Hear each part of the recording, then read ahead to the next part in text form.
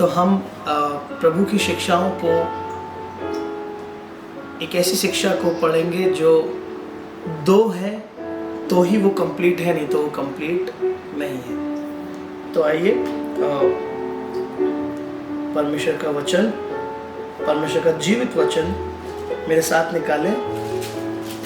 यूहन्ना की किताब, उसका 15वां अध्याय, 7वें से पढ़ेंगे। 7th वर्स से, यदि तुम मुझ में बने रहो और मेरा वचन तुम में बना रहे तो जो चाहो मांगो और वो तुम्हारे लिए हो जाएगा।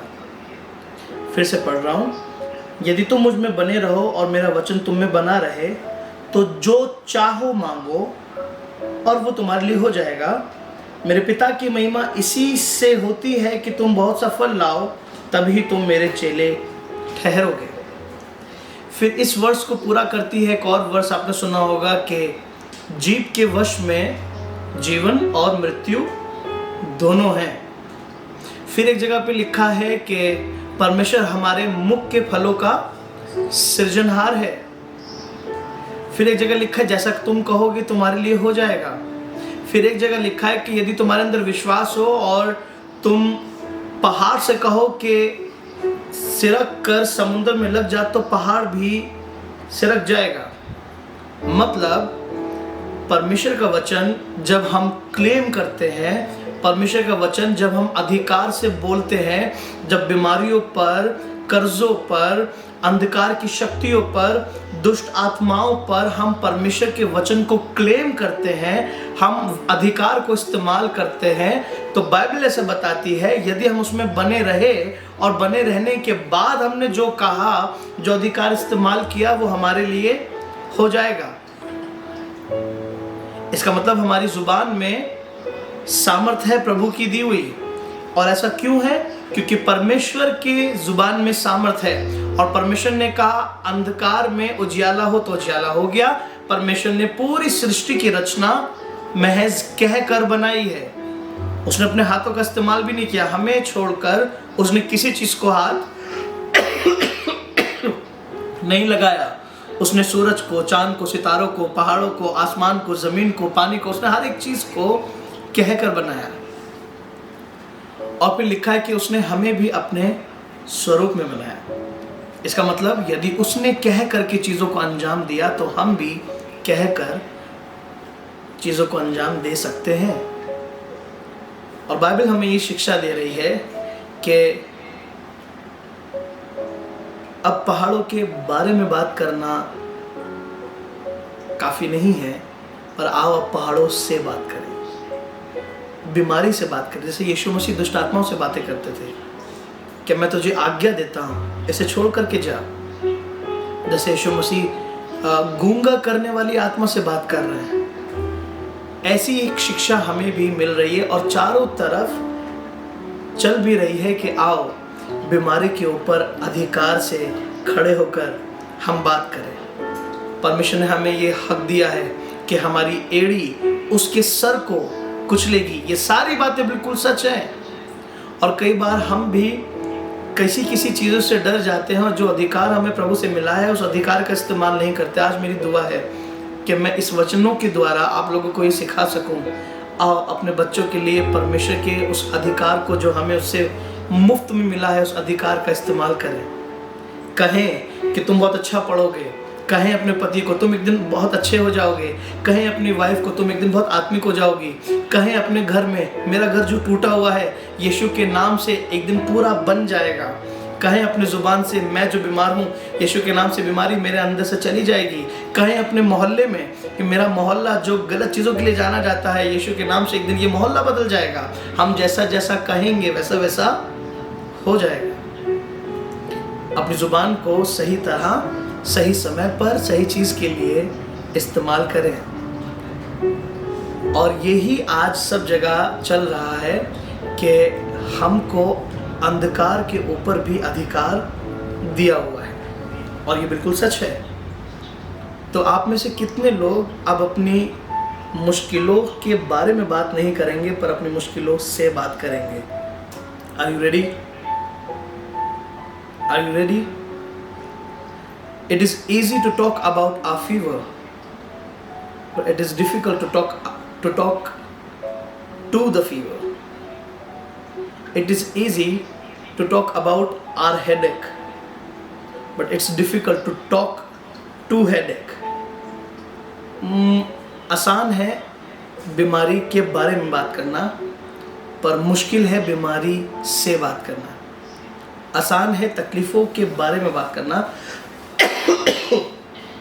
पर मुश्किल है तकलीफ़ों से बात करना। आसान है मौत के बारे में बात करना, पर मुश्किल है जीवन से या मौत से बात करना। आज इस दुनिया के अंदर आपको जो कुछ दिखाई देता है, एग्जिस्ट करती है जो भी चीज़, भयंकर से भयंकर, कैंसर हो, एड्स हो, ट्यूमर्स हो, हार्ट प्रॉब्लम हो, बड़ा से बड़ा कर्जा हो, मैं और आप प्रभु के नाम से उससे बात कर सकते हैं। और बात करने का मतलब ये नहीं कि हम उससे हालचाल पूछें और सर दर्द बताओ कैसे हो, नहीं, बात करने का मतलब ये है कि भाई तू इसके अंदर क्या कर रहा है, क्या तुझे नहीं मालूम कि ये देह प्रभु की हाथ का बनाया हुआ देह है, इसमें तेरा रहना उचित नहीं, इसमें परमेश्वर का आत्मा रहेगा। तू आ तो गया है पर तू उतनी तेज़ी से निकलेगा भी, निकल। अब हमें अपने घर में भी इन अधिकारों का इस्तेमाल करना बहुत ज़रूरी है। आपको मालूम है गली के वो बच्चे जो देख लेते हैं कि इस वाले घर के अंकल बहुत अच्छे हैं, ये कुछ नहीं कहते, उन्हीं के घर के बाहर लोग बच्चे उधम मचाते हैं। जिस घर के अंदर बच्चे देख लेते हैं कि अरे ये आंटी बहुत स्ट्रिक्ट हैं, अगर इनके घर में बॉल गई तो बॉल वापस नहीं आएगी, तो बच्चे वहाँ खेलते भी नहीं हैं। बच्चा समझता है कि किसके साथ कैसा व्यवहार करना है। जिस सब्जेक्ट की टीचर सबसे ज़्यादा मारती है, उसी के होमवर्क सबसे ज़्यादा क्लास में पाए जाते हैं। पर जब बच्चों को ये पता चल जाता है कि अरे ये वाली टीचर बहुत मारती नहीं है, तो उसके होमवर्क कम होते चले जाते हैं, उसके दिए हुए काम आसानी से लोग नहीं करते हैं। हर उस शहर में जहाँ पर ट्रैफिक रूल्स ना मानने पर चालान नहीं होता, वहाँ ट्रैफिक रूल्स को बहुत कम माना जाता है। पर जिस शहर में ट्रैफिक रूल्स ना मानने पर सीधी पर्ची आ जाती है 10-10 हज़ार रुपये की, वहाँ आदमी घर के बाहर खड़ा भी होता है तो हेलमेट पहन के खड़ा होता है, क्योंकि डर है, डर। ऐसे ही कई बीमारियाँ, कई तकलीफ़ें, कई कमज़ोरियाँ पहचान लेती हैं कि भाई ये वचन का उपयोग कम करता है, ये बहुत स्ट्रिक्ट नहीं है, ये ऐसी ढीला ढाला है, आने दो, घर में बैठ जाओ, दुआ करेंगे चले जाना, दुआ करेंगे तो ठीक है, नहीं तो। पर जिस घर के बाहर देख लिया जाता है कि भैया ये अंकल बड़े स्ट्रिक्ट हैं, ये दीदी बड़ी स्ट्रिक्ट है, ये तो घुसते ही सीधा प्रभु के वचन दे दनादन बोलना शुरू करते हैं, तो भैया बीमारी सोच समझकर घर के बाहर आएगी, क्योंकि उसे मालूम है कि यीशु के नाम से पिटाई हो जाएगी। तो आज मैं आप लोगों को बता रहा हूँ, अपने घर के लिए, अपने परिवार के लिए, अपने बच्चों के लिए, अपने आप के लिए, अपने जीवन के लिए, आओ बेटरमेंट के लिए परमेश्वर के वचन को बोलना शुरू करें। जिस तरह उसने अंधकार में बोलकर उजियाले को ले आया, ऐसे ही मैं भी अपने जीवन के अंधकार में खड़े होकर उजियाले को क्लेम करूँगा तो उजाला आ जाएगा, क्योंकि उसका वचन बिना पूरा हुए लौटता नहीं है। और ये वाला वचन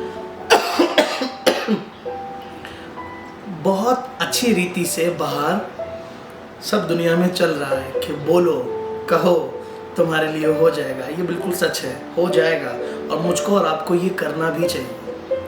पर अब इसका एक दूसरा हिस्सा है जिसके बारे में बहुत कम बात होती है, और मैं आपको वो भी आज दे रहा हूँ। प्लीज़ इसको भी लिख लीजिएगा।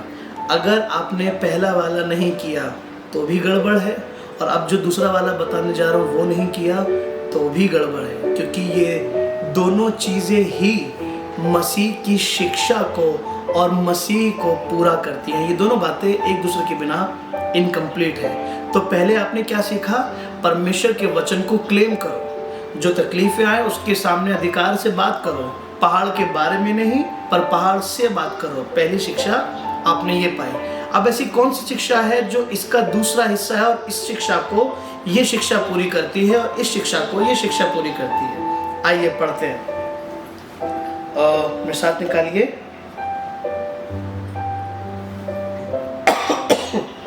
दूसरा कुरिन्थियों और उसका 12वां अध्याय। यहाँ पर पौलुस अधिकार और प्रार्थना दोनों का इस्तेमाल कर रहे हैं, पर उनके साथ कुछ हुआ। मैं साथ निकाल के पढ़िए 12वां अध्याय और उसका 7वां पद, अंडरलाइन कर लीजिएगा। हो सकता है आपने पहले कई बार इसे पढ़ा हो। मैं पढ़ रहा हूं। इसलिए कि मैं प्रकाशनों की बहुतायत से फूल न जाऊं, मेरे शरीर में एक कांटा चुभाया गया, अर्थात शैतान का एक दूत मुझे घूसे मारे ताकि मैं फूल न जाऊं। इसके विषय में मैंने प्रभु से 3 बार विनती की कि मुझसे ये दूर हो जाए, पर उसने मुझसे कहा, मेरा अनुग्रह तेरे लिए बहुत है, क्योंकि मेरी सामर्थ निर्बलता में सिद्ध होती है। इसलिए मैं बड़े आनंद से अपनी निर्बलताओं पर घमंड करूंगा कि मसीह की सामर्थ मुझ पर छाया करती रहे। निर्बलताओं पर घमंड करूंगा, क्या मतलब? अभी तो हम बात कर रहे थे कि परमेश्वर का वचन यूज कर हम बहुत अच्छे से इस्तेमाल हो सकते हैं। अभी तो हम बात कर रहे थे कि परमेश्वर का वचन यूज करके हम जय प्राप्त कर सकते हैं, अधिकार प्राप्त कर सकते हैं। पर यहाँ पे पौलुस कह रहा है कि मुझे एक कांटा चुभोया गया है और मैंने 3 बार विनती करी कि ये कांटा मेरे पास से हट जाए। तो उसका उत्तर हाँ में नहीं आया, वरन ये आया कि मेरा अनुग्रह तेरे लिए काफी है। मतलब कांटा रह गया और प्रभु कह रहा है कि मेरा अनुग्रह तेरे लिए काफी है। और इस कारण मुझे ये समझ में आ गया कि मैं अपनी निर्बलताओं में भी उस पर घमंड करूंगा, क्योंकि मेरा ये कहना कि मेरे साथ सब अच्छा है तो ही प्रभु मेरे साथ है, ये सही नहीं है। वरन अगर मुझे प्रभु कई बार कई चीज़ों के लिए ना कहे, मेरी प्रार्थना का उत्तर ना में आए, तो भी प्रभु मेरे साथ है। और उस निर्बलता में भी मैं खड़े होकर घमंड करूंगा कि मैं मसीह हूँ, मैं परमेश्वर का बेटा हूँ, मैं परमेश्वर का भक्त हूँ। चाहे मेरी प्रार्थना हाँ में आए, चाहे मेरी प्रार्थना ना में आए, तो भी मैं प्रभु के साथ खड़ा रहूंगा और मेरा प्रभु मेरे साथ खड़ा रहेगा। ये एक सच्चे और परिपक्व मसीह की पहचान होती है। मैं आपको ये बताना चाहता हूं कि सबसे पहली वाली शिक्षा भी बहुत ज़रूरी है कि हमने जो कहा है वो हो जाएगा। हमने जो हमको अधिकार दिया गया, हमें उस अधिकार का इस्तेमाल करना ही करना है। पर कई जगहों पर एक ऐसा समय आएगा जहां पर आपने प्रार्थना करी और आपके प्रार्थना का उत्तर हाँ में नहीं आएगा। एक बेटा तब भी अपने बाप के घर में बना रहे जब उसका बाप किन्हीं किन्हीं चीज़ों के लिए उसे मना कर दे, तो ही वो बेटा है। नहीं तो वो सिर्फ एक मजदूर है जो दिहाड़ी के लिए घर में बना हुआ है, और जिस दिन दिहाड़ी नहीं मिली उस दिन उसने नौकरी कहीं और पकड़ ली। आज ये जो दूसरा हिस्सा है ना, ये बहुत कम प्रचार किया जाता है, क्योंकि लोगों को ये सुनना अच्छा लगता है कि जो भी मैं प्रार्थना करूं वो हाँ और आमीन के साथ मेरी गोद में उतर आए। पर एक हिस्सा बहुत कम प्रचार हो रहा है क्योंकि उसमें ना है। जो पहले वाले हिस्से पे चुपके हुए हैं वो मजदूर हैं, पर जो दूसरा वाला हिस्सा भी ले रहे हैं वो बेटे और बेटी हैं। कि पापा ने मना कर दिया कोई बात नहीं, तो भी वो पापा है। पौलुस एक परिपक्व मसीह की तरह साउंड कर रहा है कि मैं अपनी निर्बलताओं में घमंड कर रहा हूँ। लोग घमंड करते हैं अपनी बड़ी गाड़ी पर, लोग घमंड करते हैं अपने बड़े ओहदे पर, लोग घमंड करते हैं अपनी बड़ी आशीष पर। अरे मैंने प्रभु से ये मांगा और देखो मुझे मिल गया। अरे मैंने प्रभु से ये चाहा और देखो मुझे मिल गया। अरे मैंने अपने प्रभु से ये कहा और देखो मेरे साथ हो गया। इस बात पर मैं घमंड कर रहा हूँ।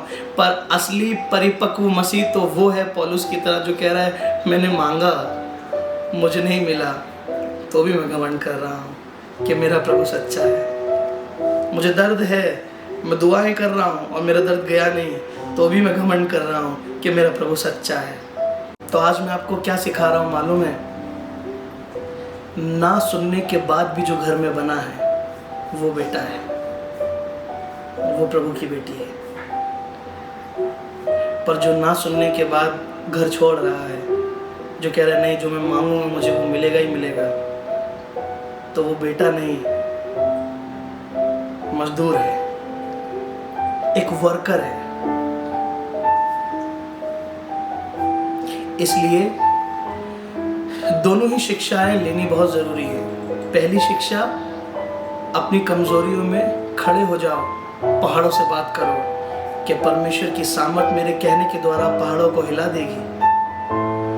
और अगर परमेश्वर की मर्जी इसी में है कि ना बेटा पहाड़ नहीं हिलाऊंगा, तो कहता रहे, क्योंकि मेरी सामर्थ जब तक तू निर्बल नहीं होगा उसमें सिद्ध नहीं होगी। तो उसमें भी अगर मैं ईमानदारी से खड़ा रहूं तो मैं एक सच्चा मसीह कहलाऊंगा। ये दोनों बातें मिलकर ही एक अच्छे मसीह को बड़ा करती है। पर जो अभी मसीह में छोटे बालक के समान हैं, वो पहली शिक्षा से गले लगाए रहते हैं कि पापा से मांगो, पापा देंगे, पापा देंगे, पापा देंगे। जिस दिन पापा ने नहीं दिया उस दिन पापा पापा चलो आओ कोई दूसरे पापा ढूंढे। ऐसा नहीं होता है। कई लोग मेरे इस वचन से बहुत नाराज़ हो जाएंगे, मैं आपको सच्ची बता रहा हूँ। बोलेंगे तो झूठा है, प्रभु तो सिर्फ देता ही देता है। भैया वो सिर्फ देता ही देता नहीं है, वो निर्बल भी करता है, वो सामर्थ घटाता भी है ताकि उसकी सामर्थ निर्बलता में सिद्ध होने पाए। आपने गाना सुना है, और हर कमजोर कहे मैं हूँ बलवान, हर गरीब कहे मैं हूँ धनवान। और अब हर कमजोर कहे मैं हूँ बलवान। अरे कमजोर बनाया किसने? कमजोर खुद परमेश्वर ने बनाया, ताकि कमजोर कहे मैं बलवान हूँ, उसकी सामर्थ से बलवान हूँ। हर गरीब कहे मैं धनवान हूँ, उसकी सामर्थ से धनवान हूँ। लोग कुछ भी करने से डरते घबराते नहीं, क्योंकि उनके पास जमा रहता है, उनको भरोसा अपने धन पर है। पर हम सब कुछ प्राप्त करते हैं परमेश्वर से, फिर भी हमारे पास कुछ जमा नहीं, हमारे पास कुछ रखा हुआ नहीं, क्योंकि हम हमारी निर्बलता में ही उसका बल सिद्ध होता है। तो आज मैं आपसे एक सवाल पूछ रहा हूँ, क्या आप आज से परमेश्वर के वचन को अधिकार से बोलेंगे? अपने घर में, अपने जीवन में? हाथ हिला के बताइए मुझे सब लोग। जिन्होंने कैमरे बंद कर रखे हैं वो भी कैमरा खोल के हाथ हिला के बताइए। आप लोग बोलेंगे? Praise Lord. ये पहला हिस्सा है। चलिए दूसरे हिस्से के बारे में बात करें। कुछ प्रार्थनाएं आपने करी और उन प्रार्थना का उत्तर नहीं आया, तो क्या ना सुनने के बाद भी आप उसकी जगह पर खड़े रहेंगे? आमीन।